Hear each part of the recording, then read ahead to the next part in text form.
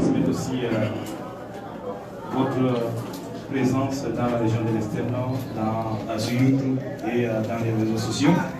Pour cette phase, nous leur accordons le droit de transmettre. Il y a la population dehors aussi qui va entendre votre voix. C'est pour ça que nous avons maintenant allumé les micros et les baffles. Monsieur le Président, avant de passer la parole aux communicateurs, sûrement vous aurez quelque chose à dire. Je vous remercie. Merci beaucoup. Est-ce qu'avec le masque, vous m'entendez quand même? Très bien. Je voudrais remercier très sincèrement la presse, les médias d'être présents à cette rencontre.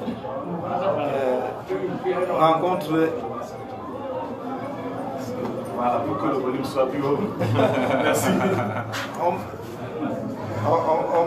m'a fait remarquer que je n'ai pas toujours mon masque.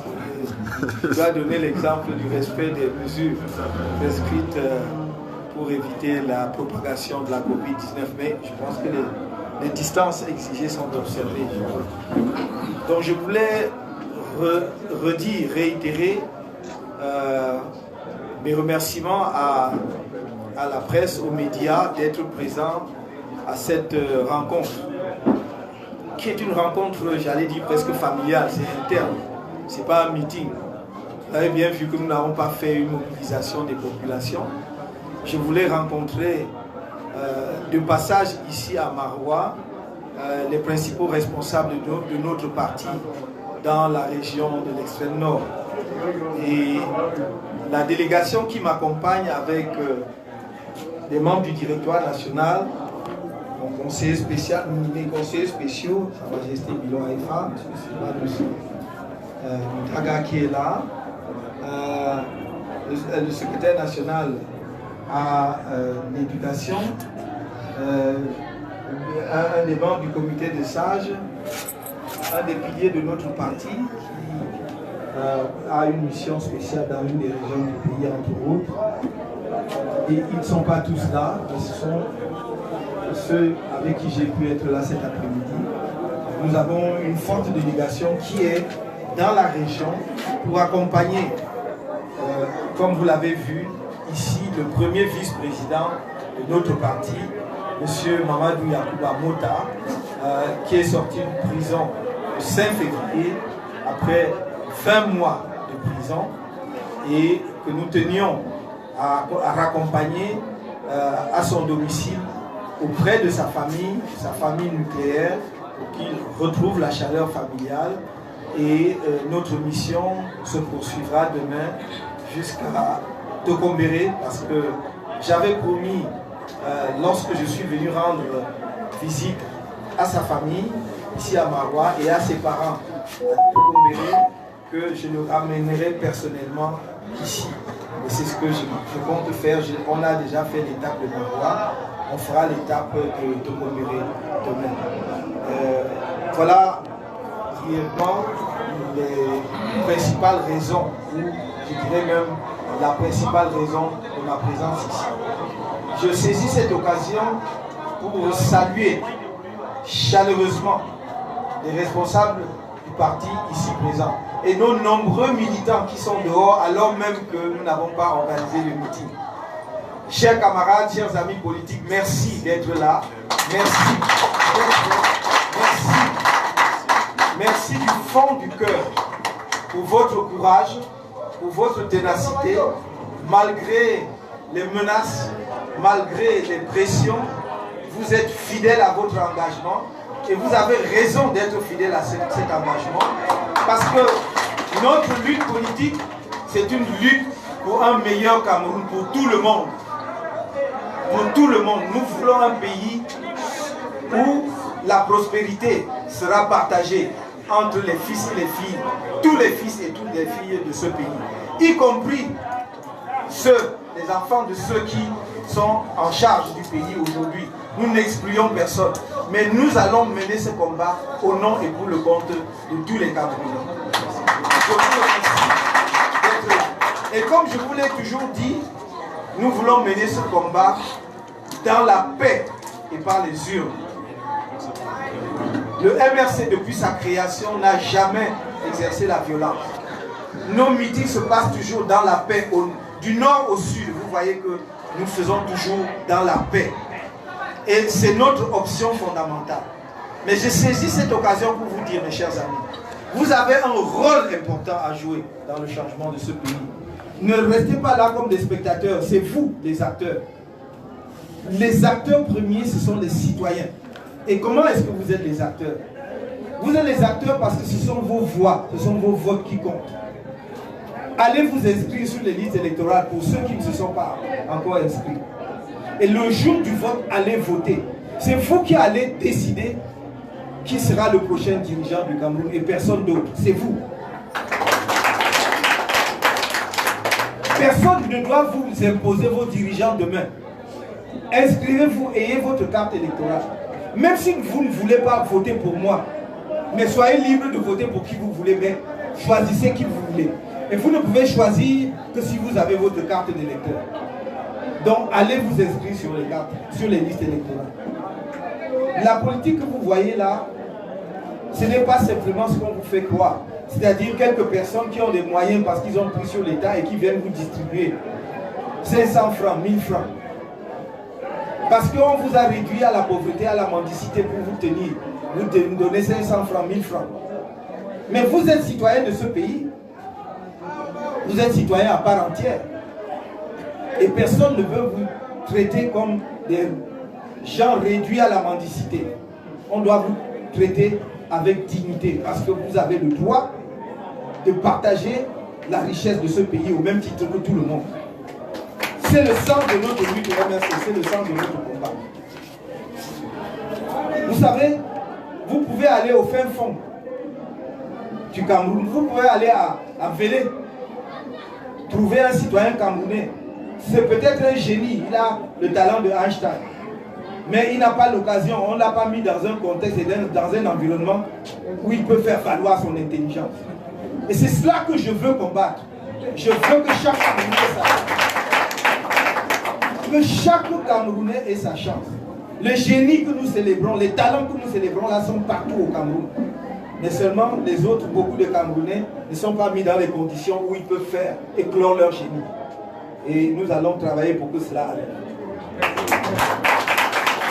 On vous a dit ici, pendant la campagne, ceux qui sont champions du mensonge, ils ne vivent que du mensonge parce qu'ils n'ont rien à vous proposer, vous ont fait croire que je n'aimais pas les populations du septentrion. Au point où j'aurais dit que je n'enseigne pas aux moutons. Mais c'est moi, Kamto, c'est moi qui ai ouvert la faculté de droit de Ngaoundéré. C'est moi. Et je suis fier de mes étudiants que j'ai enseignés là. Ils sont tous des hauts fonctionnaires. J'en ai vu qui étaient à l'ENAM. Beaucoup sont dans des ministères directeurs généraux. Quand je pars dans la rue, c'est eux-mêmes qui m'appellent. Ce n'est pas autre. Mais vous avez des spécialistes du mensonge qui viennent vous dire le contraire sur le terrain. La politique, ce n'est pas le mensonge. La politique, ce n'est pas la haine. C'est que je le dis et je le dis chaque jour, que chacun vienne se tenir devant nous. Je les invite. Que leurs champions viennent, on se tient devant vous et chacun dit ce qu'il veut faire pour vous. Et comme ça, vous allez choisir. Donc arrêtons de mentir aux gens. Arrêtons de mentir parce qu'ils ont vu que vous m'aimez. Ils ont vu que partout où je suis passé, ici dans l'extrême nord, partout dans le pays, les gens m'ont acclamé. Mais vous, si vous m'acclamez, c'est parce que je vous tiens un langage de vérité et de sincérité. Si vous aimez les gens, allez vers eux. Allez vivre pour voir comment ils vivent. Allez manger avec eux la même nourriture qu'eux. Ne vous enfermez pas dans un bureau et vous commencez à raconter des histoires. Et vous envoyez des photos et des gens pour venir mentir aux gens. Non, moi je vous dis la vérité. Et je dis pour terminer, donnez-nous la chance, même seulement sur un mandat. Essayez-nous, comme on dit. Essayez-nous sur un seul mandat pour voir ce qu'on va faire ici au Cameroun.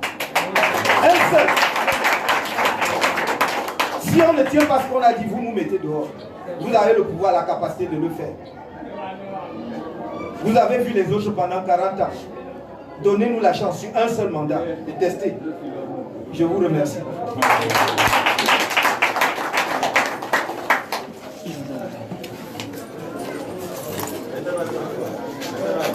Maintenant, s'il y a des questions, je vous écoute. Merci beaucoup, Monsieur le Président. Je crois que nous allons maintenant passer la parole à la presse ici présente. S'il vous plaît, présentez-vous avant de communiquer. Merci beaucoup. Merci. Je m'appelle Jacques Adaoussa, je travaille sur correspondant de quotidien mutation dans le gouvernement. J'ai une préoccupation qui n'a pas nécessairement trait à la réunion de cet après-midi. Lorsque nous avons suivi les différentes caravanes hier jusqu'au domicile du vice-président national du MRC, toutes les déclarations, tous les discours et tous les témoignages ont débouché sur un slogan selon lequel le combat continue. Qu'est-ce qui peut être dans ce slogan? Le combat continue, c'est du what next? Qu'est-ce qui est maintenant, après donc cette embellie avec la libération de Mamadou Mouta, qu'est-ce qui est prévu? Qu'est-ce qui est dans le paquet de ce combat? Merci.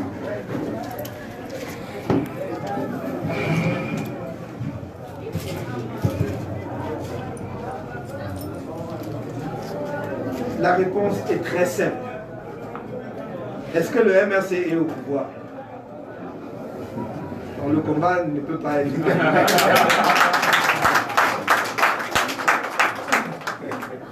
Merci. Okay. Suivant. Bonsoir, Monsieur le Président. Je suis Amadou Daïrou, correspondant Equinox Télévision pour la région de l'Estrie. Monsieur le Président, vous êtes passé de la parole à l'acte. Vous avez promis au jour de l'extrême à la famille de Mamadou Mouta que vous allez revenir avec votre vice-président, votre fils, dans sa ville natale. Alors, Monsieur le Président, aujourd'hui, la jeunesse vous écoute. Y a-t-il un message, en tout cas à l'endroit de ces jeunes qui veulent un lendemain meilleur? Merci. Merci beaucoup de cette question qui nous permet justement de parler à nouveau à cette jeunesse. Je me suis adressé à elle le 11 février, qui est la fête nationale de la jeunesse au Cameroun. Et je voudrais revenir sur un ou deux points de ce message. Premièrement, la jeunesse camerounaise est talentueuse. Elle a du talent. Mais c'est un talent qui ne s'exprime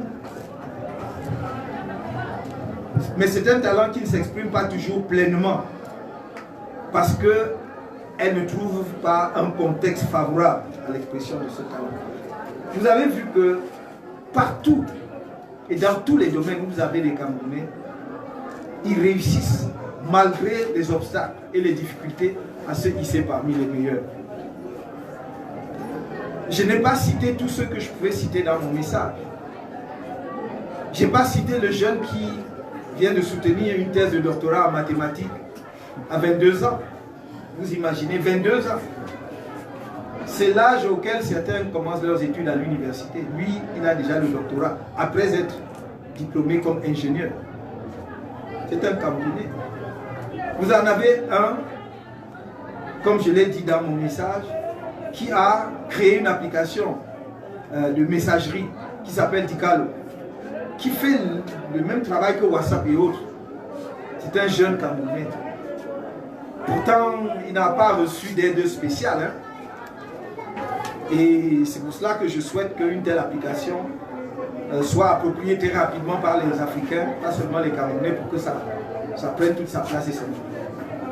Vous avez le jeune physicien chez nous qui travaille sur justement le génie nucléaire et qui essaye de comprendre les propriétés du soleil pour voir comment on reproduit sur Terre pour créer de l'énergie. Mais vous avez également de cette région, même si je ne l'ai pas cité, mais je l'ai félicité abondamment, longuement et chaleureusement. Pardon? Jalili Amadou. Oui, madame, oui, bien sûr. Madame Jalili Amadou, qui a quand même gagné le prix Goncourt des lycéens après avoir été sélectionné parmi dans le dernier carré, c'est-à-dire les 4 qui pouvaient gagner le concours général. C'est quand même extraordinaire, n'est-ce pas? Une jeune dame camerounaise d'arriver à ce niveau. Et donc c'est pour cela que je dis, on a une jeunesse talentueuse, exceptionnellement douée. Notre rôle en tant que politique, et je l'espère demain en tant que dirigeant de ce pays, c'est de créer l'environnement qui leur permette justement d'éclore à tous ces talents-là. Nous les avons dans tous les domaines, il n'y a pas que le sport. On présente peut-être beaucoup trop souvent les sportifs. Mais il faut que l'on montre qu'il y a des modèles dans divers domaines, sinon dans tous les domaines au Cameroun. Alors qu'est-ce que j'ai pour eux? J'ai deux choses, mais qui se résument en une seule. D'abord, le mot-clé, c'est l'éducation. Et l'éducation, pour nous, l'éducation de la jeunesse, c'est sur deux volets. Le premier volet est l'éducation classique traditionnelle, qui va de la maternelle à l'université. J'ai toujours dit que lorsque nous serons en capacité de gouverner ce pays, nous ferons une réforme de l'éducation de la maternelle, je ne dis même pas du primaire, de la maternelle à l'université, où l'enfant va être éveillé très tôt, non seulement à avoir un sens critique, mais à la création, à la créativité. La créativité se stimule très tôt. Quand un enfant voit cette bouteille, il dit, mais comment est-ce qu'on fait la bouteille? Dès lors qu'il se pose la question, il a fait un pas de géant. Parce que toute sa vie, il cherchera à comprendre comment on fait la bouteille. Donc il faut que nous amenions les enfants à cela. Et c'est pour cela que, si j'avais du temps, j'irai dans le détail pour vous dire comment ça va se faire. Mais la réforme de l'éducation permettra une articulation entre la formation traditionnelle classique et le monde du travail en permanence. Il y aura une passerelle qui permettra à l'enfant, même qui est au lycée, de comprendre comment ça fonctionne exactement dans une entreprise ou à l'usine. Passer donc de l'atelier technique où il est formé à voir comment on transforme justement ce qu'il a appris sur le plan théorique dans un atelier, dans une usine. Ça, c'est pour la formation classique. Mais pour les jeunes, et ils sont nombreux, soit qui sont allés à l'école et ils ont eu un diplôme qui ne leur permet pas d'avoir un emploi et de gagner leur vie. Vous avez plein de jeunes qui conduisent des motos-taxis, mais qui sont des licenciés, qui ont la maîtrise en poche. C'est un gâchis extraordinaire. Parce que c'est de l'argent gâté par les parents et c'est de l'argent jeté par les fenêtres par l'État aussi, parce que l'État concourt à l'éducation en payant les professeurs, en payant les bâtiments scolaires et tout. Donc c'est de l'argent gâché de part et d'autre.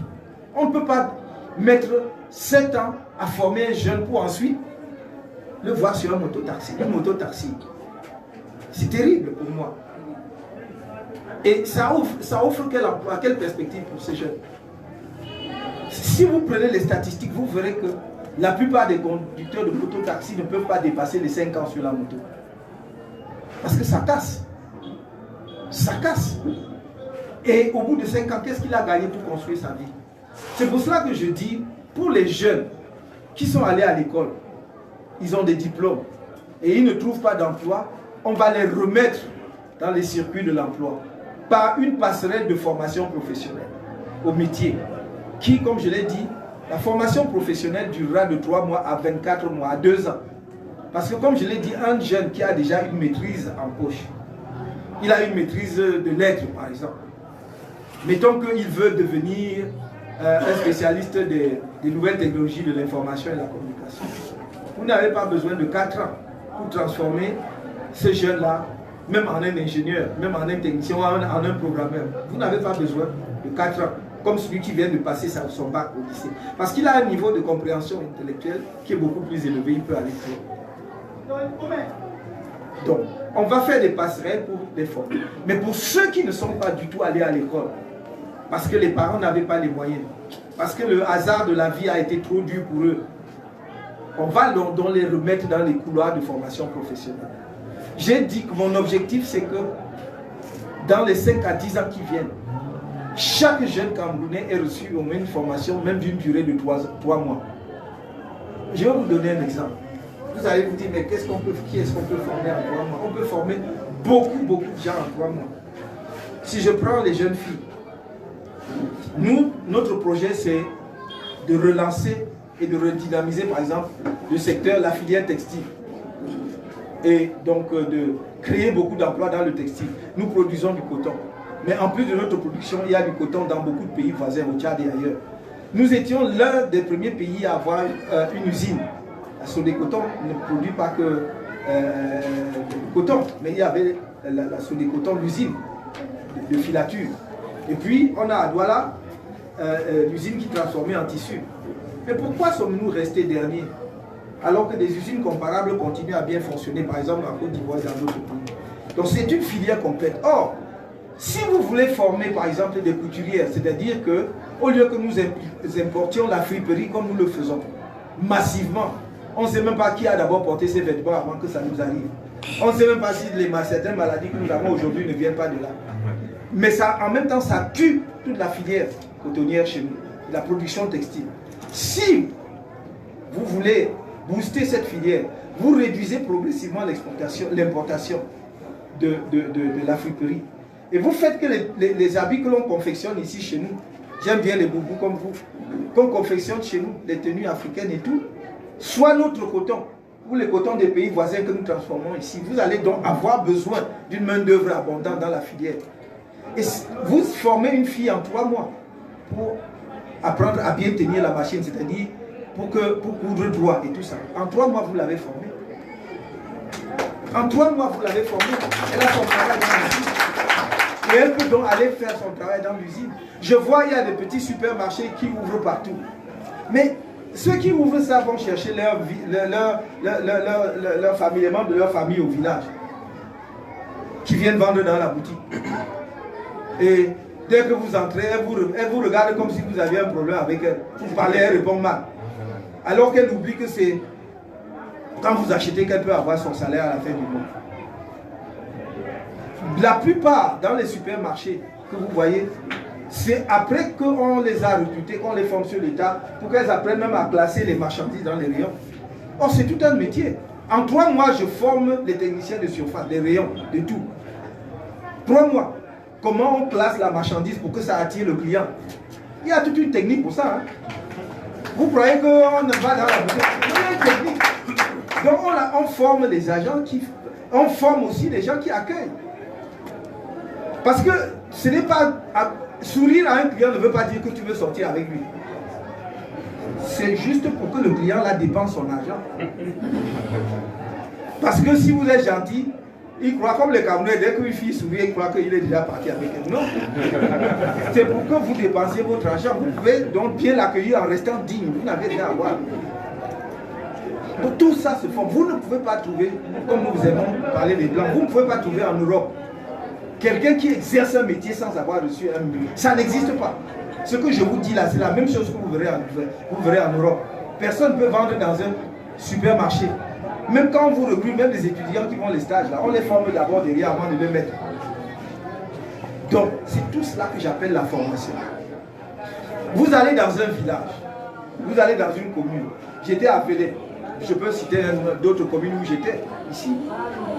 Je ne suis pas sûr que si vous cherchez là-bas, par exemple, un plombier, vous allez en trouver un. Je ne suis pas sûr. Pourtant, si je veux faire ma maison à Velay, avoir de l'eau courante chez moi, il faut qu'un plombier m'installe ça. Je vais donc former le jeune de Velay qui s'intéresse à la plomberie. En 6 mois, peut-être maximum un an, même s'il a la tête dure, il saura faire la plomberie. Ce qui veut dire quoi? Ce qui veut dire qu'il n'a pas besoin de quitter son village. Il peut s'installer, avoir un projet de vie, se marier, parce qu'il a un métier. Mais en même temps, il règle un problème à l'échelle de l'ensemble du village, puisque chacun du village qui veut avoir installé chez lui a le spécialiste à côté. Vous ne voyez pas que ça change tout? Voilà ce que nous avons pour la jeunesse. Ce n'est pas la théorie. Ce n'est pas de faire de longs discours, de bavarder, de faire le piazzi, le piazza, le piazza, c'est-à-dire de... Alors que vous n'avez pas préparé les gens. Si vous ne formez pas un jeune, je vous assure, vous prenez 100 jeunes, vous leur donnez simplement de l'argent. Vous revenez 6 mois ou 1 an avant. Si vous êtes chanceux, vous allez trouver peut-être 10 qui ont fait de cet argent quelque chose. Mais si vous formez 100 jeunes et vous leur donnez les moyens, vous aurez 60 qui ont fait de cet argent quelque chose. Et c'est toute la différence.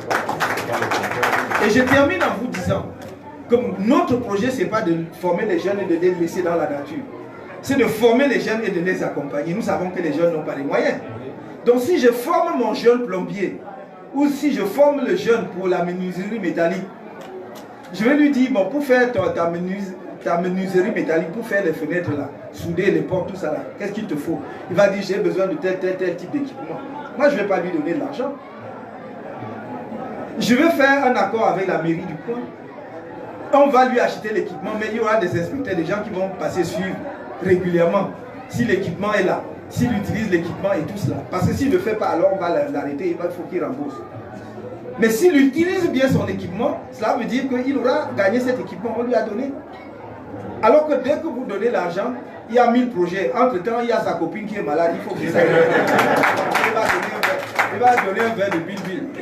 Non, il faut lui donner l'équipement pour faire son travail. Et vous allez voir que sur 100 formés et accompagnés, nous allons récupérer 70. Il y a peut-être 30% de déperdition. Maximum. Voilà ce que j'ai pour le jeune. Dernière question du Sahel.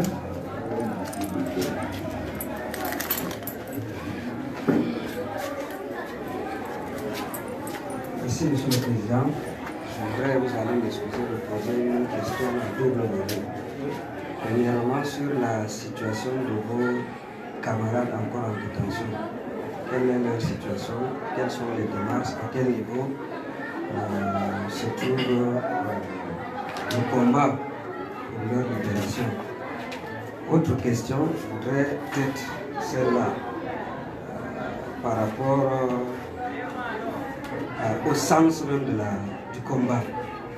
Est-ce que vous n'avez pas l'impression que le combat a déjà beaucoup coûté aux familles, à vos amis politiques?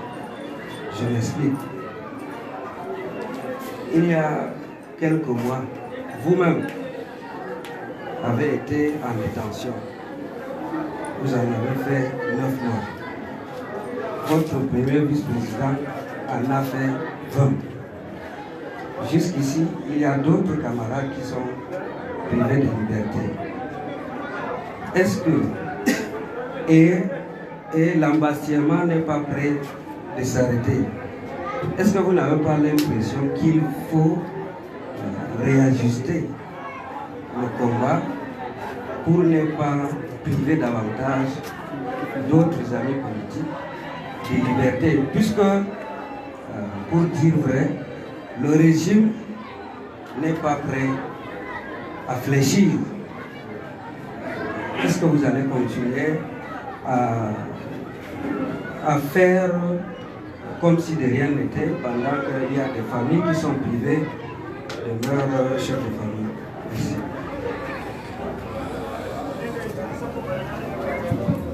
Je vais commencer par cette dernière question, elle est importante. Mais c'est le genre de question que l'on pose pour donner mauvaise conscience. Pour dire, vous privez les chefs de famille de leur famille. Je ne prive personne de rien. Je n'ai jamais contraint qui que ce soit à adhérer au MRC. Je n'ai jamais contraint qui que ce soit à adhérer à un mot d'ordre du MRC. Chaque Camerounais s'engage librement parce qu'il comprend le sens du combat. Si j'entends bien votre question, la réponse devrait être il faut arrêter ça. Mais vous dites que parce que le régime n'est pas prêt à changer, mais vous croyez que nous sommes prêts à changer? Ok, je vous arrête. C'est quand même extraordinaire. On vous déploie chaque jour un spectre pour vous traumatiser. Le régime ne change pas. Pourquoi? Qu'est-ce qu'on... Je veux répondre à quelqu'un. Je ne vais pas vous plater ces demandes. Je vais le voir parce que je sais. Pourquoi est-ce que, mes chers camarades, nous sommes ici dans la salle? Dites-moi ce que nous avons demandé à ce régime qui est extravagant, qui est insultant, qui est impossible. Dites-moi qu'est-ce qu'on a demandé. Vous qui me posez la question, qu'est-ce que nous demandons? Avez-vous jamais vu un combat aussi plus pacifique que le nôtre? On légalise les partis politiques pour qu'ils viennent accompagner un autre parti au pouvoir? Ou bien pour qu'ils proposent? Qu'est-ce que nous avons demandé jusqu'à présent? Deux choses. Nous avons demandé qu'on arrête le bain de sang, le massacre dans les régions camerounaises du nord-ouest et du sud-ouest. Est-ce que demander que la paix revienne dans notre pays, c'est un crime? Non. Quel est le Camerounais qui ne veut pas? Quel est le Camerounais qui ne veut pas la paix? Qui veut que le sang des Camerounais continue de couler? Qui? Si quelqu'un veut ça, est-ce qu'il est digne de diriger le pays? Non. Un père de famille n'est-il pas là pour protéger les enfants et tous les enfants? Est-ce qu'il est là pour sacrifier leur vie? La deuxième chose que nous avons demandé, qu'est-ce que c'est? C'est la réforme consensuelle du code électoral. Qu'est-ce qu'il y a de mauvais à vouloir que nous arrêtions ensemble, que nous convenions ensemble des règles du jeu politique? Si vous voulez participer à un tournoi, vous connaissez les bonnes règles du football. Et puis, une équipe va changer les règles. Elle seule, elle change les règles. Et elle dit, venez jouer avec nous. Et vous courez au stade. Dès lors que vous traversez le rang central, on dit que vous êtes déjà hors jeu. Mais vous ne saviez pas. Vous allez accepter ça. Donc pourquoi donc on refuse de faire des règles consensuelles? Ceux qui dirigent le pays, ils disent que leur parti est un rouleau compresseur, qu'ils sont très forts. Ils ont peur de quoi? Ils craignent quoi donc? Pourquoi on veut les règles claires? On veut les règles claires. Pourquoi ils ont peur? Alors qu'ils disent qu'ils sont un rouleau compresseur, ils ont quadrillé le pays. S'ils sont sûrs de leur fait, révisons consensuellement le code. Et je voudrais ici lever une équivoque. Parce que d'habitude, quand on parle de réformer la loi électorale, les gens disent non, c'est la majorité qui décide ce qu'elle veut. Non, pas en matière électorale. Non, pas en matière constitutionnelle. Dans un pays, dans un État républicain, on ne révise pas la constitution comme on veut. Si vous regardez bien, même en France, dans des pays qui sont des pays que nous aimons citer, lorsque le président veut toucher à la constitution, il appelle toutes les forces politiques. Il leur explique la démarche. Et c'est à partir de là qu'on va faire la réforme de la Constitution. On en débat longuement dans les deux chambres, c'est-à-dire à l'Assemblée nationale et au Sénat. L'opinion donne son avis. Les groupes sociaux, les syndicats, tout le monde contribue. Lorsqu'on veut toucher au code électoral, c'est pareil. Parce qu'on dit ici, oui, mais nous sommes majoritaires à l'Assemblée, donc nous faisons ce qu'on veut. Non. Lorsque vous êtes majoritaire à l'Assemblée, vous faites ce que vous voulez du programme que vous avez présenté pendant la campagne. Est-ce que vous avez déjà vu, au cours d'une campagne ici, un parti politique dire que son programme, c'est de confisquer le code électoral pour modifier et faire ce qu'il veut pour rester éternellement au pouvoir? On vous a déjà proposé ça? Non. Donc quand il s'agit de revoir les règles du jeu, on voit ça consensuellement. Même dans des pays en guerre, vous aimez vous moquer, même en Côte d'Ivoire, de partout, ils ont revu le code électoral ensemble.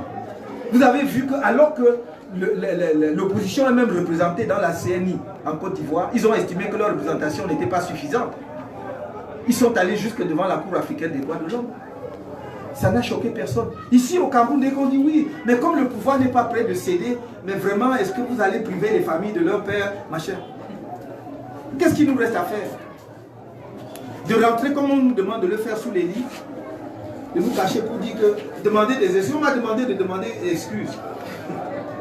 Parce que je dis que je ne suis pas d'accord, on dit que je dois présenter des excuses. Il faut que les Camerounais redeviennent, en tout cas ceux qui mangent là, et qui privent les Camerounais de ressources que le pays a pour tout le monde, qu'ils arrêtent de nous mépriser à ce point-là. Personne ne nous arrachera notre dignité. Nous sommes des citoyens à part entière de ce pays. Et nous nous battons pour que le pays se porte bien pour tout le monde. Moi, j'ai grandi dans un Cameroun qui était en train de décoller économiquement, qui était un pays prospère et riche. Maintenant, je suis à mon âge en train de voir mon pays en train de s'écraser comme un avion qui crache. Et vous me demandez de me taire? Au nom de quoi? Parce que quoi?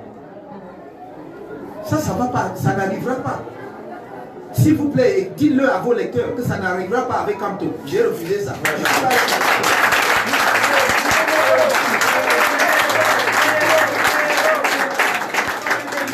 Je suis un homme debout, respectueux mais debout, digne et fier.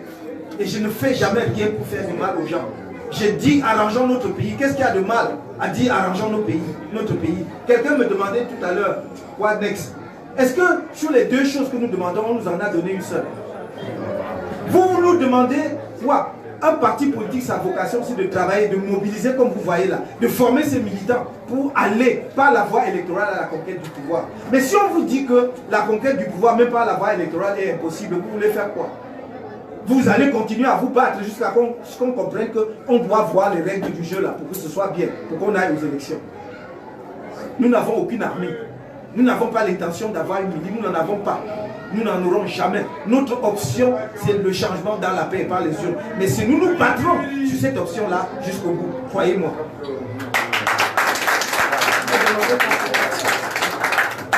C'est tout.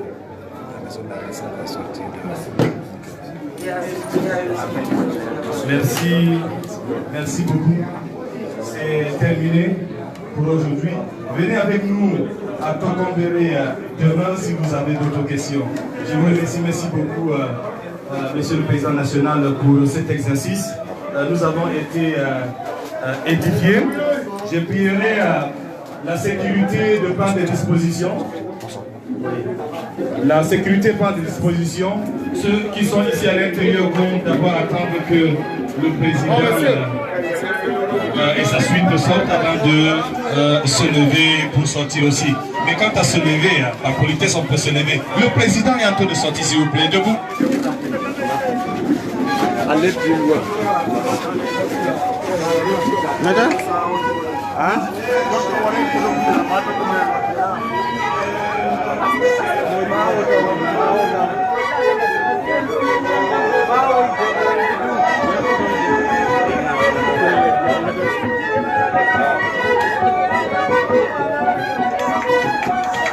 La Maison de la Renaissance vous dit merci. Elle est honorée, mon président. Merci. Merci. Reculez un peu.